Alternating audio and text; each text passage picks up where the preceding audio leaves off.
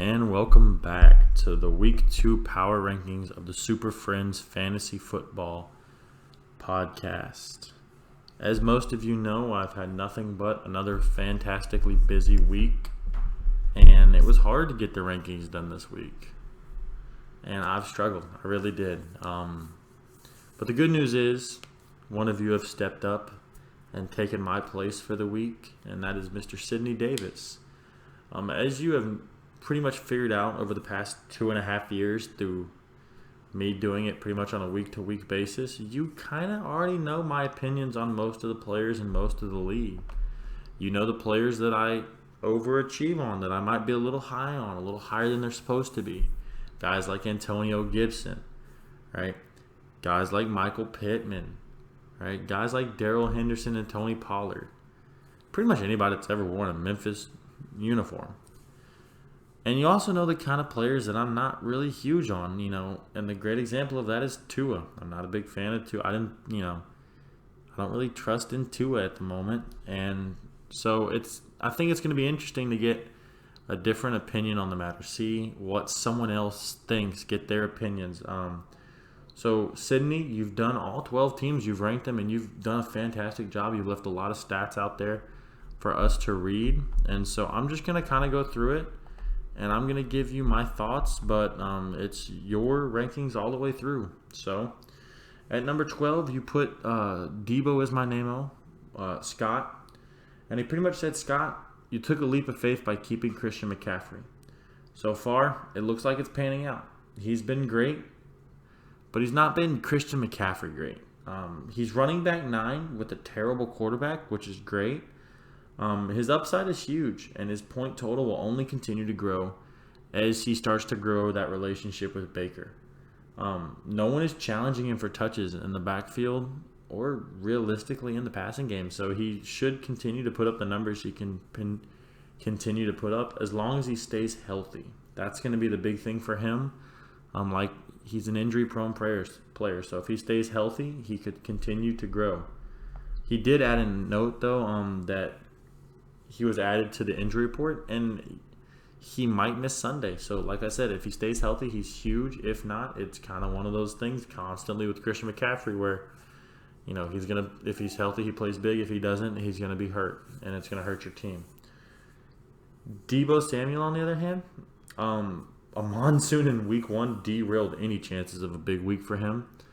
But week 2. Where'd he go? Maybe the injury to Trey Lance is exactly what he needs, but he's not looking like the wide receiver 2 of last year. He's had a slow start. The good news is the Michael Thomas pick has really hit, and it's hit fantastically so far, so it's really made up for that. Kyler through 2 weeks, right? He hasn't been fantastic. Week 2 was a good showing for him, but it was kind of The trade with Sidney to get Pitts looks like a potential league loser, and Sidney hates that. He drank the Kyle Pitts Kool-Aid and then made you drink the Kyle Pitts Kool-Aid, and you both believed the breakout was coming. The only thing that Sidney says that Kyle Pitts is going to do is be breaking out of jail after he murders head coach Arthur Smith. Dameon Pierce looks good and getting more involved already. And you just grabbed Garrett Wilson, which is a huge pickup. The opportunity for comebacks are there. But Sidney just hopes that your team can start clicking on all cylinders. That's going to be the really big thing for you. Honestly, I don't argue with him. I kind of like what he has about your team, especially with the Christian McCaffrey thing. That's going to be the centerpiece of your team, and his health is that's going to determine the success of your team. At number 11, he has Eric Brady Yoga, and he says, Eric, he absolutely loved your team on paper coming into the season. You kept Mixon and you kept Jefferson. Perfect decision. You went after James Conner with Chase Edmonds leaving for Miami. Great decision. You drafted Dalton Schultz as your tight end 1, and with Amari Cooper now in Cleveland and Michael Gallup still recovering from an ACL tear, fantastic. Sidney said a chef's kiss. Grabbing Godwin, Lazard, and Elijah Mitchell, he would have done the same thing. You did what 99% of players in this league would have done. And we absolutely, both me and him, loved every decision. Unfortunately, someone always catches an injury bug. It always seems like in fantasy football that it's not just one person, like one person per team. It feels like one team has to deal with every single injury in the league. And unfortunately for you, you caught it. You caught every single inch of the injury bug. Elijah Mitchell, MCL sprain to the IR. Chris Godwin, hamstring injury, possibly a tear. James Conner, ankle injury, doubtful for week 3. Dalton Schultz, PCL sprain, doubtful for week 3. Kirk Cousins, traumatic brain injury. Darius Slay appears to be the culprit on that one. The good news, the fantasy football season is a marathon, not a sprint. We've got 6 playoff spots, and you've got 12 weeks to right the ship with a very solid core. You'll need to spend a hefty amount of time making waiver wire claims over the next couple weeks, but by no means is your season over just yet. Sidney's actually pulling for you here, and I kind of agree with him. Mixon and Jefferson are really going to be the key to you having a continually healthy season, but health is going to be your big thing. Godwin is a great wide receiver 2-piece if he's healthy. Connor can be a great RB 2-piece if he's healthy. Mitchell, whenever he decides to come back, Mike can slide in every once in a while as a flex or a wide receiver 2. And honestly, if you got a healthy team and they perform, you'll be a playoff team. But it's just the next few weeks are gonna be pivotal for you, because it's really gonna make the difference between you looking at fighting for a playoff spot, or you being that team that everybody wants to play because you can't get healthy. At number 10, he put me, Cook's Pest Control. And he said, I know. I won the week. It took a miracle from God and Kirk Cousins throwing to someone not named Darius Slay. But overall, my team has been lackluster to start. The running back room is stacked. Both Austin Eckler and Dalvin Cook are both top 5 running backs in the NFL, and I've said that for 2 weeks now. Unfortunately, they have a combined 0 touchdowns on 74 total touches. Running backs have to make a living in the red zone, and Eckler and Cook have a combined 3 red zone carries through 2 weeks. Sidney said he nearly threw up reading this stat. That's absolutely brutal. Cordell Patterson had a stellar week 1, but it's clear he's being limited to strictly rushing work to start the year. The Falcons are bad, which means if they don't have a lead, Patterson may struggle to get the touches that he needs to continue to be in that flex spot.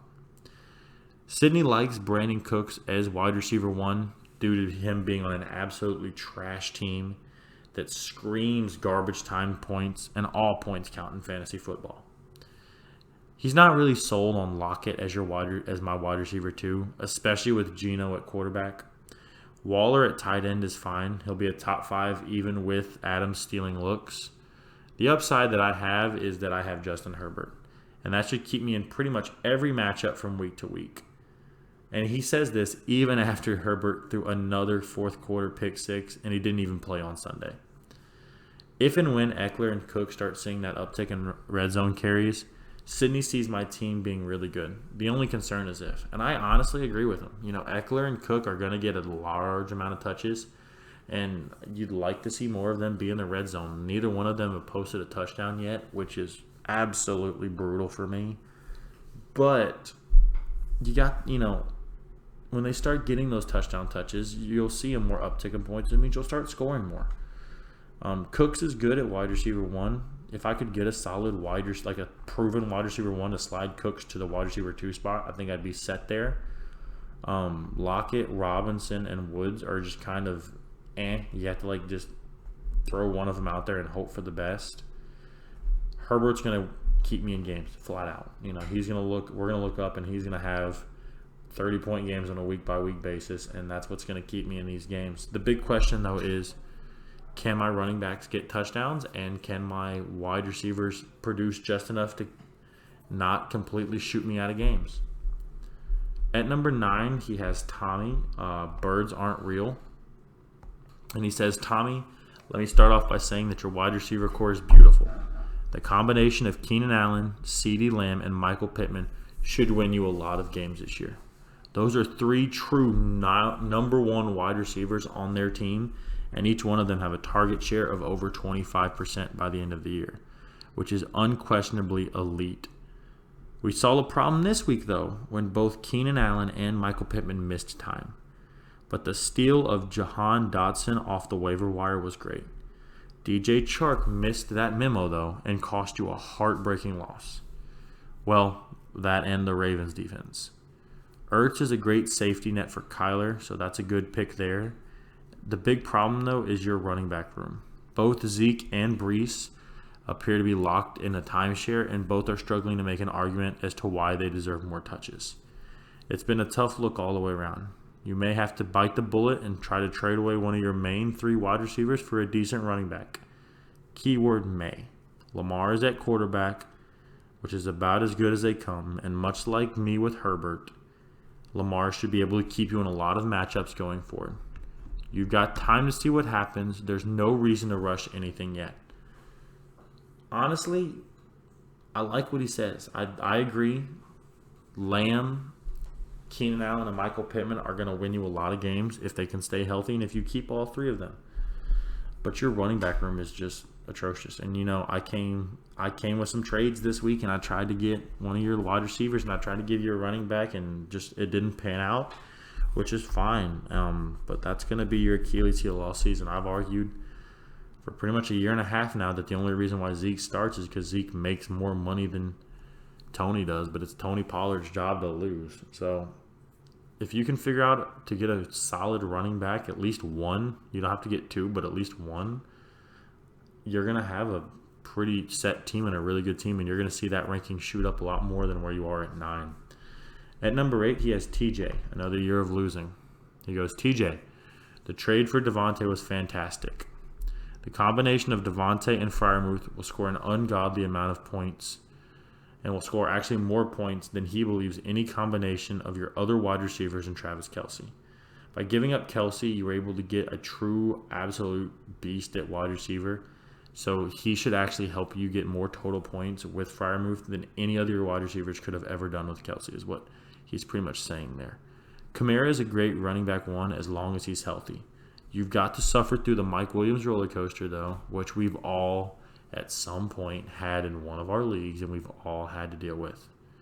Sidney doesn't like Etienne as your running back 2, and obviously Doug Peterson doesn't either, because James Robinson is running about as often as I run to the buffet line. That was Sidney saying that, not me. He goes, maybe Dobbins fills in that role when he comes back, but he really doesn't trust, and neither do I, running backs coming off leg injuries. Lawrence at quarterback hasn't impressed anybody just yet, but there's upside there. The Christian Kirk, though, pick, man. That could be the steal of the draft. He's currently wide receiver 8, and you drafted him in the 6th round of a 2-person keeper league. So realistically, that was an 8th round pick, and he's the wide receiver 8 in the league. That was a beautiful pick. Ride the wave of Kamara, Devontae, and Kirk for the time being and see where it takes you. Honestly, that's a great analysis of that team. I don't really think there's anything that else could be said that I could say that I don't think he covers. At number 7, he has Jack at Scary Teacup. And he has said this is probably the most turbulent 2-0 start he's ever seen. The Joe Burrow is a top 5 quarterback levels of fraudulent. Najee looks terrible. CEH level of play is unsustainable. He's averaging 1.74 points per touch. That will not last for a full season. Sidney looked as far back as Jim Brown, and from what he can find, no running back has ever averaged that kind of point per touch before. CAH is most definitely not the second coming of Fantasy Jesus. And there's no way he picks, that's atrocious in all levels. Higgins only really gets looks when Chase is being locked down, which will not happen very often. Hawkinson appears to be the 4th option in that Lions offense. You at least have James Robinson, who, like we talked about earlier, probably the go-to running back in Jacksonville. You also have 2 solid quarterback options in Derek Carr and Aaron Rodgers. One of those could possibly be trade bait. And you have DeAndre Hopkins sitting there. He should be back by week 7, and you're an 8th in points scored. I know you can only play who's on your schedule, but like Sidney said, how in God's name are you 2-0? At number 6, he has Drew with chasing Henry's Johnson. First of all, I love to see Drew actually having a good team and actually winning, because I know last year was a tough year for him. So Sidney says his 2 biggest questions with your team coming into the year was 1, can Marquise Brown actually be the wide receiver 1 for Arizona? And 2, how long before you can go fishing for another tight end? Clearly, Sidney doesn't know what he's talking about, because Brown has put up good, not great, numbers. He averages 8.5 targets per game. That's incredibly complimentary to Jamar, as long as Jamar is not getting locked down by, Sidney said it shockingly, Trayvon Diggs. And he should continue to anchor your wide receiver room until D-Hop comes back and or Mike Tomlin finally grows a pair and starts Kenny Pickett, which will send Devontae Johnson, fantasy stock through the roof.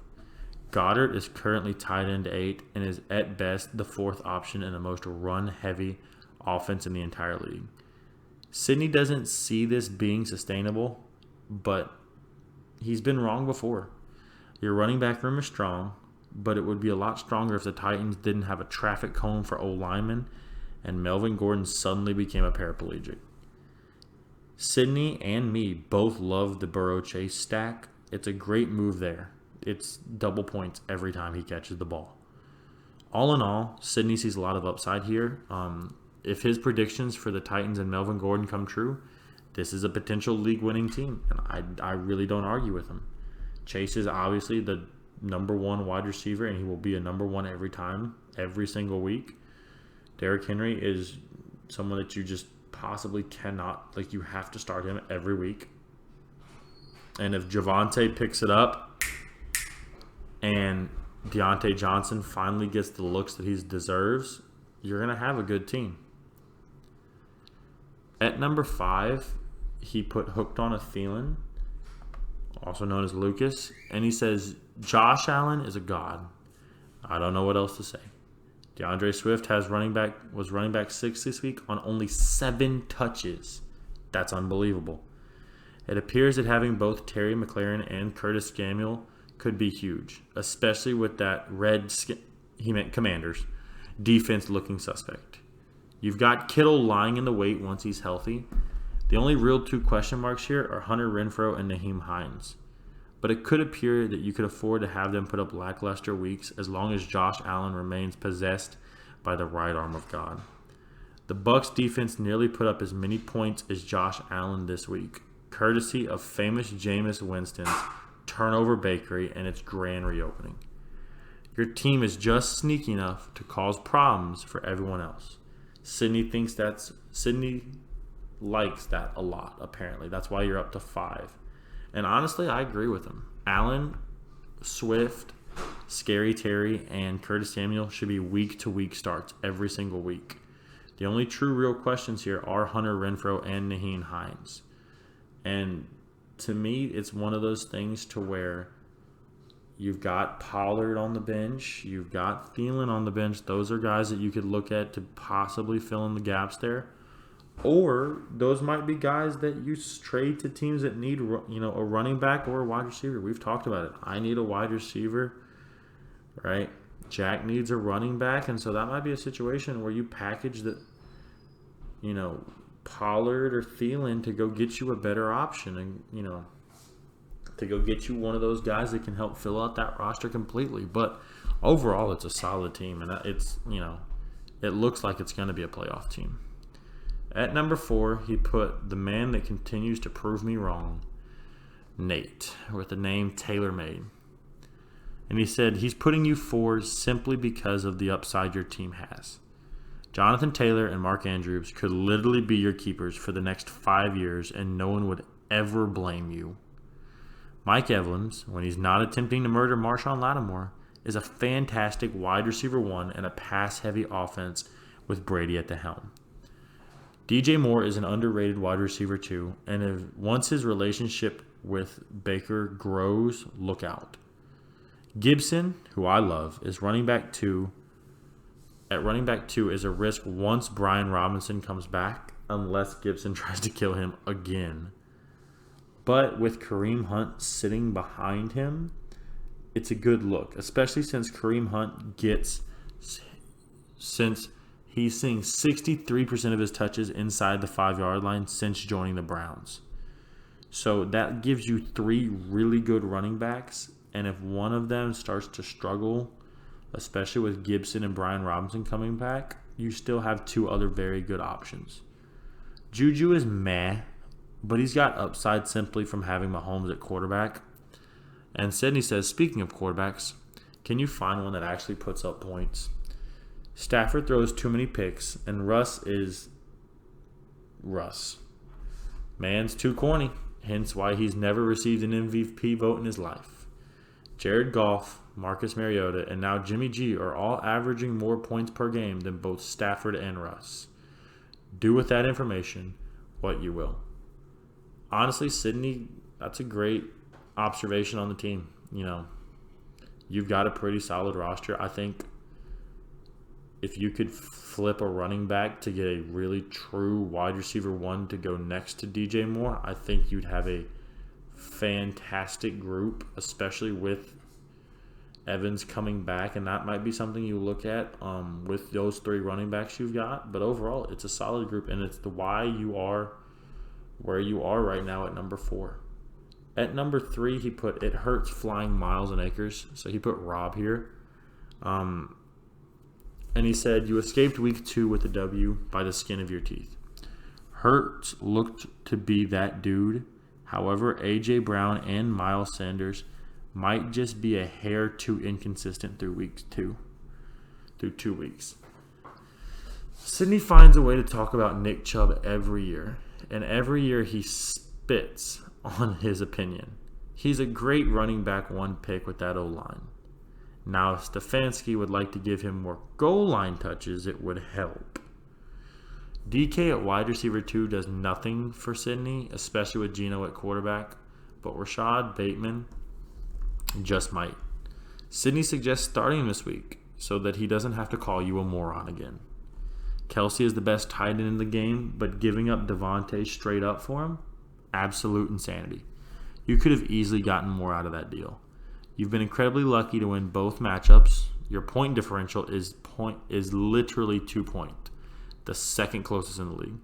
But with the arguably elite Eagles stack, higher scoring days are likely ahead. The sky is the limit as long as your team remains healthy and Hurts continues his rise to dominance. Honestly, I like that. I really do agree with him here. Hurts has looked fantastic.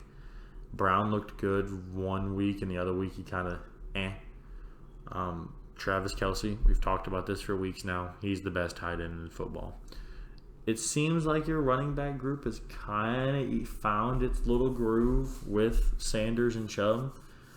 Your flex is still a kind of iffy position because you have Jeff Wilson there, and but if the Eagles stack continues to work, you're really not going to worry about what your flex does unless you face someone that puts up an ungodly amount of points on a week-to-week basis.